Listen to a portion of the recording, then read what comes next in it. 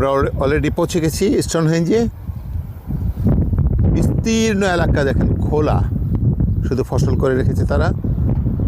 আর বিশাল এক পার্কিং, এখানে free parking.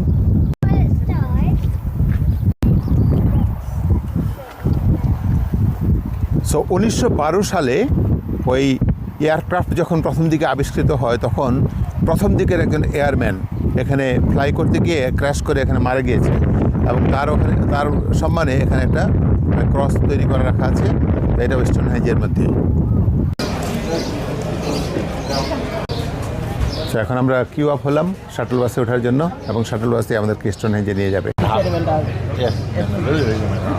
কি সুন্দর একটা পরিবেশ।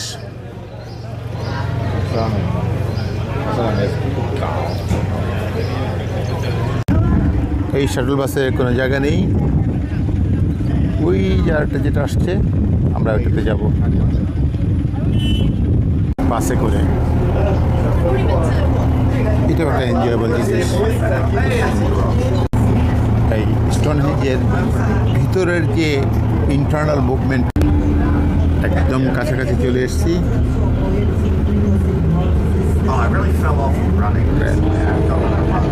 Explore the Stonehenge landscape.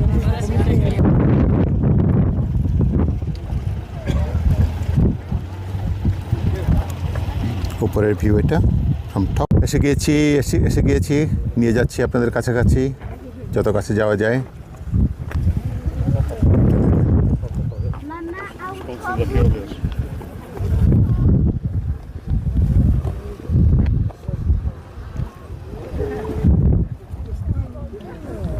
Cord দিয়ে সুন্দর করে ভিতরে একটা ইনার সার্কেল তৈরি করে দিয়েছে, এবং এখানে কারো যাওয়ার অধিকার নাই। এভাবেই ওরা প্রত্নতত্ত্ববিদের যে নিদর্শনগুলো আছে ওরা সুন্দরভাবে প্রিজার্ভ করে। যদি এটা খুলে দিত, তাহলে আপনারা যারা ওই ট্রাফালগার স্কোয়ারে গিয়েছেন, দেখছেন না ওই যে মনুমেন্টগুলোর উপরে, মূর্তিগুলোর উপরে ওরা উঠে বসে, তাহলে এই জিনিসটা আর এতদিন ভালো থাকতো না। যার ফলে ওরা এটাকে প্রিজার্ভ করার জন্য, সংরক্ষণ করার জন্য এমনভাবে করে দিয়েছে যে কাছে গিয়ে কেউ ওটা ধরতে পারবে না বা টাচ করতে পারবে না। যা দেখার দূরে থেকে দেখো। এই যে স্টোনটা দেখা যাচ্ছে, এটা হলো মিড উইন্টার সানসেট এই বরাবর হয়ে থাকে। সো এটা আলাদা একটা ইউনিক বৈশিষ্ট্য এই স্টোনহেঞ্জের।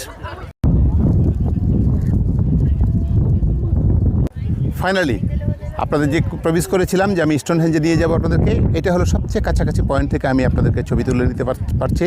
তা আমার পিছনে এই যে স্টোনগুলো দেখতে পাচ্ছেন, এগুলো আন্দাজ করা যাচ্ছে না যে কত বছরের পুরানো, এবং এগুলো প্রত্নতত্ত্ববিদরা খুঁজে বের করেছেন যে 5000 বছর পুরানো। এবং এই 5000 বছর পুরানো একটা স্টোনসের এরকম একটা মনুমেন্ট, এটা কিভাবে বানানো সম্ভব হলো।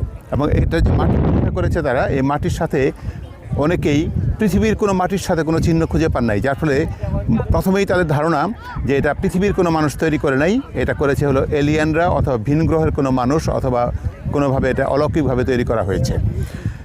তো আবার কেউ বলে যে না, এখানকার মাটির সাথে বা এরকম স্টোনের সাথে সাদৃশ্য আছে। এরকম জায়গাগুলো হলো এখান থেকে ওয়েলসের একটা মাউন্টেন আছে, ওইখানের কিছু পাথর। এবং তাই যদি হয়ে থাকে, তাহলে ওয়েলস হলো এই জায়গা থেকে 150 মাইল 3000 BC বা এখন থেকে 5000 বছর আগে, যখন কোনো ইঞ্জিন ছিল না, যখন কোনো চাকা ছিল না, কোনো মানে কোনোভাবে বহন করার মতো জিনিস ছিল না, তখন এই যে এখানে স্টোনগুলো দেখতে পাচ্ছেন, সবচেয়ে ছোটো যে স্টোনটা আছে ওইটাও হলো 5 টন গ্রাম, আর বড় যেগুলো আছে ওগুলো প্রত্যেকটাই হলো 25 থেকে 30 টন করে। এখন এই 25 থেকে 30 টন, এই যে আমার পিছনে যে স্টোনটা, এটা ওই স্টোনহেঞ্জের এন্ট্রান্সের একটা জায়গায় রাখা আছে, এবং এখানে প্রশ্ন করা হয়েছে যে can you move this stone.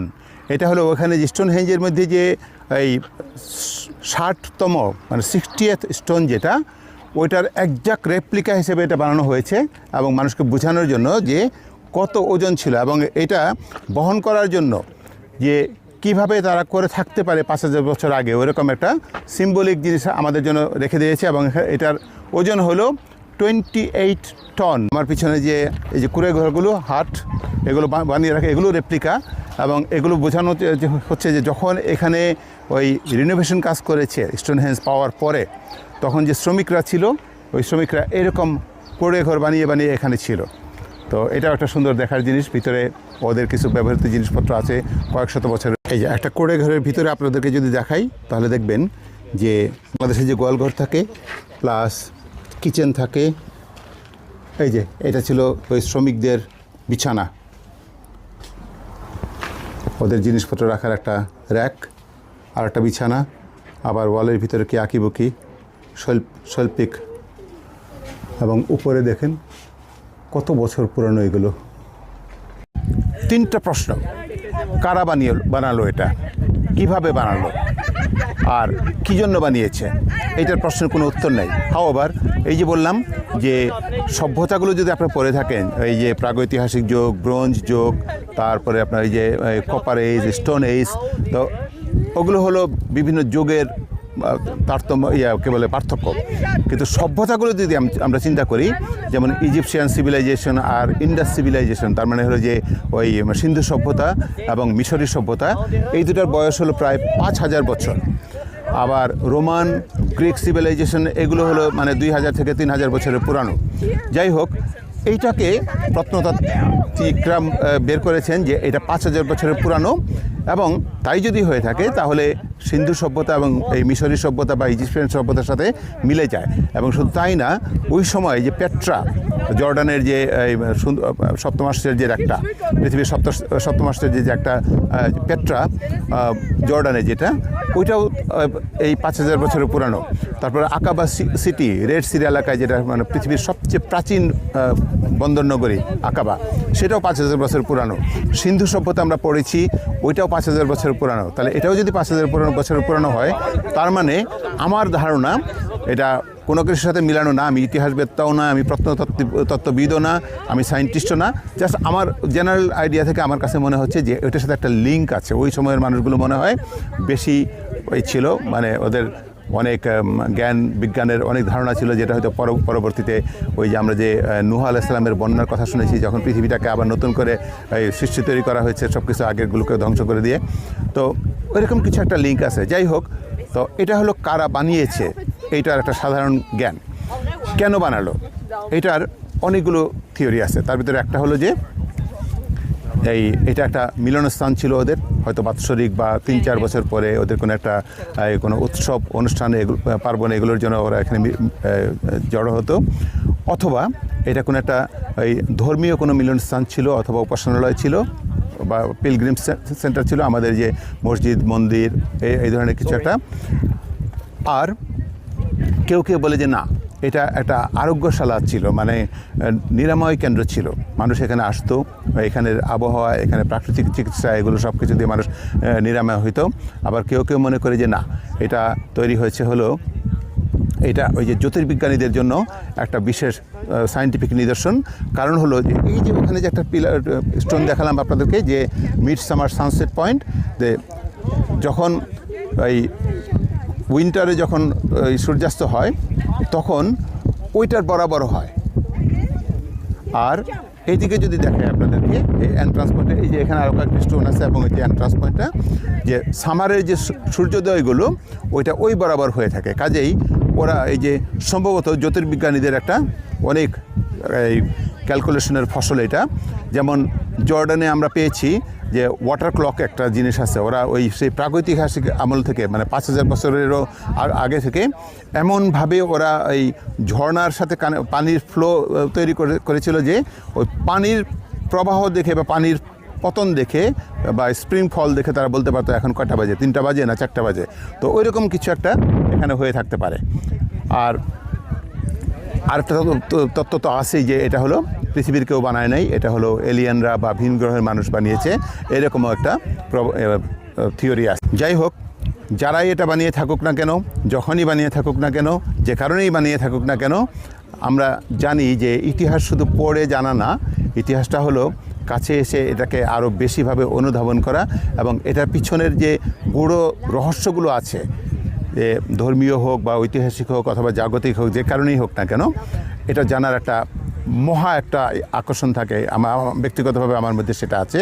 তো আজকে আমি এখানে এসে যে জিনিসটা অনুভব বা উপলব্ধি করলাম, যে দূর থেকে যখন স্টোনহেঞ্জ শুনেছি বা পড়েছি, তখনকার যে অনুভূতি আর এখানে কাছে এসে এই যে অসংখ্য মানুষ এই যে আসা যাওয়া করছে তাদের এক অংশীদার হয়ে এইভাবে এরকম একটা প্রাকৃতিক পরিবেশে 5,000 বছর পুরানো একটা সময়ে ফিরে যেয়ে ওই মানুষগুলোর প্রতি যে আমার কৃতজ্ঞতাটা জেগে আসছে এটা একটা বিরাট জিনিস, যে তাদের যে কত কষ্ট এগুলো টেনে আনতে বা উপরে ওঠাতে কী পরিমাণ মানুষ যে জীবন দিয়েছে এগুলো যখন মনে হয় তখন মনে অন্যরকমের একটা উপলব্ধি আসছে, একটা লেসন লার্ন হয় যে ওই তুলনায় তাদের এই যে ক্ষুদ্র ক্ষুদ্র কষ্ট বা অনেক বড় বড় কষ্টের ফলে আজকে আমরা এই যুগে জন্মিয়েছি যখন আমরা যে কোনো কিছু করতে চাইলে আমাদের এখন মেকানিক্যাল এইড আছে, যান্ত্রিক অনেক সহায়ক জিনিসপত্র আছে যেগুলো আমরা করে ফেলতে পারি। বাট তাদের যে কষ্টগুলো, এই কষ্টগুলো যদি আমরা অনুধাবন করতে পারি এবং একটু ফিল করতে পারি তাহলে আমার আজকের এই ট্রিপটা সফল হবে বলে আমি মনে করি। এবং আপনাদেরকে অনুরোধ করছি এইটা করতে গিয়ে এবং যারা ওই 5,000 বছর ধরে এটা মেনটেন করে আসছে এবং আজ পর্যন্ত যারা এটাকে ধরে রাখার চেষ্টা করছে তাদের প্রতি আল্লাহর রহমত বর্ষিত হোক। সালাম।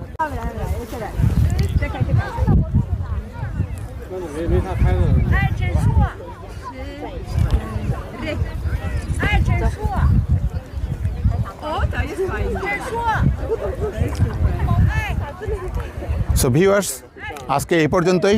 আশা করি আপনাদের ভালো লেগেছে এবং আমার খুব ভালো লাগছে যে এরকম একটা প্রাগৈতিহাসিক অ্যাকচুয়ালি একটা জিনিস দেখে এবং আপনাদের সামনে উপস্থাপন করতে পারলাম। যাই হোক, আমার সাথে থাকবেন, আরও সুন্দর সুন্দর ভিডিও আপলোড দিব। আমার লেগেসি ল্যান্ড চ্যানেলটাকে সাবস্ক্রাইব করবেন এবং আমি চাই আপনাদের সাথে নিয়েই আমি যা দেখব আমার চোখ দিয়ে আপনাদেরকে দেখাবো ইনশাল্লাহ। Thank you. আর যার কথা না বললেই না, আমার প্রিয় বন্ধু কবির ভাই, উনি ভিডিওতে ছিলেন এবং আমাকে এই পর্যন্ত আনার ক্ষেত্রে ওনার অনেক অবদান। তো কৃতজ্ঞতা কবির ভাই, থ্যাংক ইউ।